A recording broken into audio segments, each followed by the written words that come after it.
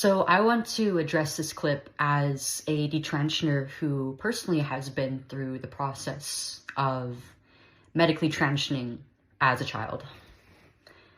I mean, it really reminds me of me and my mom and my dad's experience with these psychologists and these physicians who we were seeing at the time.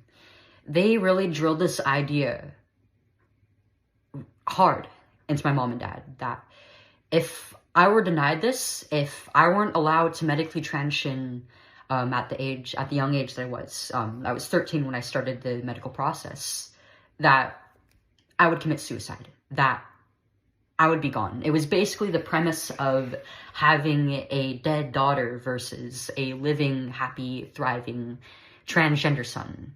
And of course, they did not fully disclose the actual extent of how these treatments could and would affect me in my development, in my physical and psychological health. My mom and dad and I had no idea what we were really in for. And I went through this as the child, as the patient, but I can't fathom just the pain of being a parent and watching this happen to your own child. I'm sorry that this happened to you and your son, Elon. But I'll tell you what I say to my own dad. And that is that you might feel a lot of guilt for signing off on this. But it was at a time where you weren't given any other option. And you were just doing the best with what you were given. And that wasn't very much.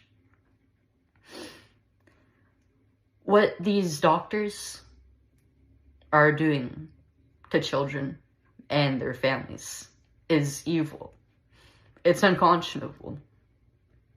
And I'm so grateful that in spite of that pain that you're going through, you still have chosen to speak up. And I'm so incredibly grateful for your conviction in fighting against this movement that is tearing apart families like ours. Thank you, Elon.